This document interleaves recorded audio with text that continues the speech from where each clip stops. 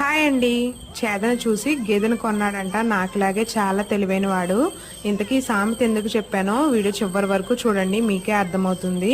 మొట్టమొదటిసారి నా చేతితో నేను ఆవకాయ కలిపాను అన్నమాట.